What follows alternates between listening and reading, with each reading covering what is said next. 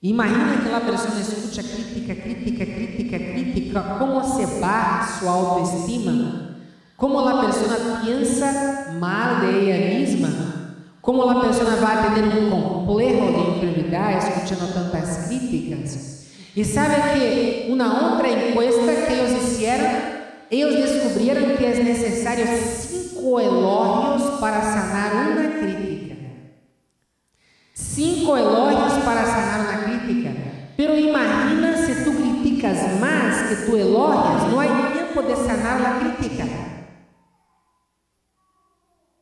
E uma das técnicas de comunicação, eu não la puse aqui, pero la puedo falar agora, é que antes de que tu critiques a alguém, tu deves elogiar. Tu deves falar das coisas buenas desta pessoa. Outra coisa é a conotação positiva. Conotação positiva. Sabe o que é conotação positiva? Conotação positiva, tu la puedes usar quando tu vas a criticar a alguém. A vezes tu tienes que criticar uma pessoa. Através da conotação positiva, tu passas açúcar em la crítica. Tu haces porque não parezca tão malo. Então, por exemplo, tu quieres criticar-me. Nadie me criticou hasta agora. Nadie me criticou, por exemplo, ayer eu cheguei aqui retrasado, eu tive que poner o material todo e empecé minha plática meia hora retrasado, hasta agora nadie me criticou. Pero te voy a dar uma sugerência, ¿ok?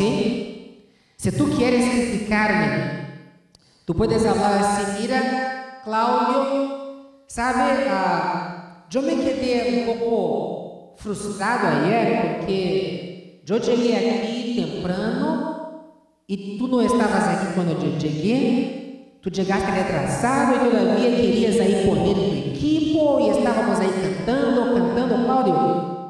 Isto não é bueno, pero eu entendo que tu trabalhaste muito ayer, eu entendo que tu deste consejeria para 6 niños ayer, depois tu viste que viajar 4 horas, assim que é difícil. Então, mira que tu estás passando o que mesmo? Tu estás passando açúcar em tu crítica para que eu não sienta tanto. Quizá tu já empeças com el açúcar. Sabe, Cláudio, eu entendo que, sabe, tu vienes de erros. Tu vienes de lejos y tienes que trabajar y viajar y todavía hacer una plática, pero, ¿sabe, Cláudio? Es difícil para nosotros que estamos aquí. Entonces tú empezaste pasando azúcar. Mira, siempre procura pasar azúcar cuando tienes que criticar. Hace con que el mal no parezca tan mal. A veces nosotros queremos hacer un drama del mal, ¿verdad? Mira, Cláudio, que difícil. Tu chegas aqui na igreja, estamos aqui todos esperando por ti, sentados, estamos cantando e tu estás aí e põe este sonido e perturba a todas as pessoas que estão aqui. Te mueves de um lado para o outro. Não, isso é terrível, não posso suportar a esto. Por favor, não me haga mais isso. ¿Qué tu estás haciendo? ¿Estás poniendo azúcar? No, estás poniendo chile. Estás poniendo chile en la crítica. Ahí se va de bajar para mí que soy brasileña. Entonces, tú pones chile, se me va a bajar muy malo. ¿Verdad?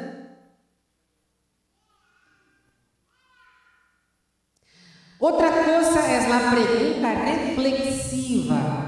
Esta é uma coisa que tu puedes usar especialmente com os niños. ¿Ok? Ayer eu les hablé de 3 coisas. Vou falar outra vez hoje porque há pessoas que não estavam ayer. Eu hablé de 3 coisas que não les gustan a las pessoas. Uma é analisar a la persona. É quando tu te pones como um psicólogo. Mira, sabe que agora eu te entendo. Sabe que Cláudio explicou estas coisas e agora eu sei que tu tienes complexo de inferioridade. Então, tu estás analisando, fazendo uma análise, tu estás poniendo arriba.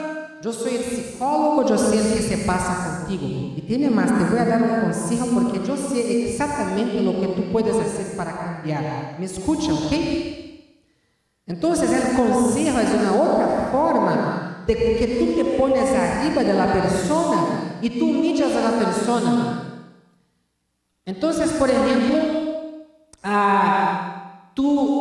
tu pareja llega del trabajo, como el ejemplo que yo di ayer, tu pareja tuvo un problema en el trabajo y habla contigo el problema, y entonces tú dices, mira, ya sé cuál es tu problema, te voy a decir lo que tú tienes que hacer. Yo pregunto a ustedes, ¿a cuántos les gusta si tú tienes un problema en tu trabajo y tú hablas este problema con tu pareja y la pareja empieza a aconsejarte, decir lo que tú tienes que hacer, cómo tú tienes que portarte en el trabajo? ¿A cuántos les gusta esto? ¿Cómo te sientes juzgado? Exactamente. Como tú no eres capaz, ¿verdad? Y como si él también se está poniendo arriba de ti, ¿verdad? Mira, yo sé más que tú. Yo sé cómo solucionar este problema. Yo soy el modelo. Te voy a enseñar lo que tú tienes que hacer. Entonces, ustedes miren que en todo lo que yo estoy hablando aquí, yo les estoy mostrando cómo es que tú puedes evitar de tocar en la herida, en la llaga. ¿Se acuerdan qué es la llaga? ¿Qué es la llaga mismo?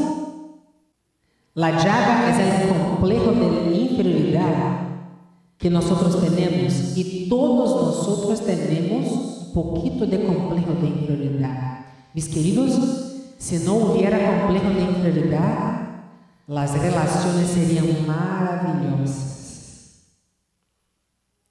Tú no ibas a sentirte ofendido, no ibas a sentirte rechazado, porque, como yo decía ayer, ¿quién es que te rechaza? Tú mismo te rechazas. El problema no es el que la otra persona habla contigo. El problema es el que tú haces con el que la otra persona habla. Cuando la otra persona hace una crítica, toca ¿dónde mismo? En tu llaga, en tu complejo de inferioridad. Y es ahí donde tú quieres defenderte. Y tú quieres atacar a la otra persona. Pero, queridos, si no hay la llaga, si no hay el complejo de inferioridad, la otra persona habla una cosa contigo, te da un consejo, mira, tienes que hacer esto. Muchas gracias, oh, qué lindo, cómo tú me quieres ayudarme. Tú sabes muchas cosas, hasta parece un psicólogo. Qué bueno que tengo un esposo, una esposa como tú, que me ayuda tanto, que me enseña hasta lo que debo hacer y cómo debo tratar a las personas. ¿Verdad? O sea, tú no vas a sentirte, pero como tú tienes este complejo de inferioridad y la persona empieza a decir lo que tú tienes que hacer, entonces tú te sientes, oh, no, me está humillando.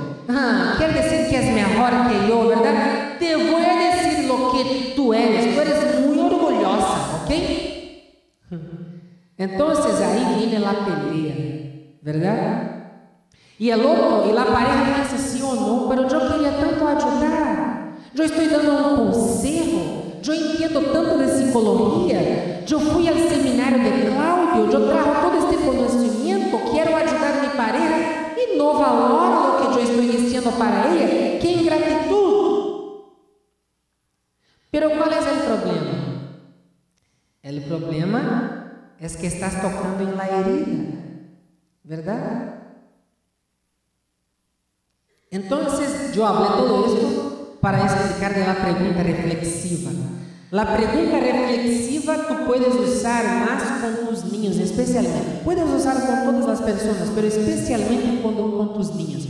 Mira, los niños, especialmente cuando están en la adolescencia, tú tienes que estar muy pendiente de la adolescencia. Quizá aquí hay padres que están teniendo problemas con sus niños adolescentes. Y si tú estás teniendo problemas con sus niños adolescentes, ¿por qué estás? Porque los niños están pasando por un tiempo, por una fase, a donde ellos están criando su independencia. Los niños están separándose de ti. Cuando los niños nacen, ellos son totalmente dependientes de ti.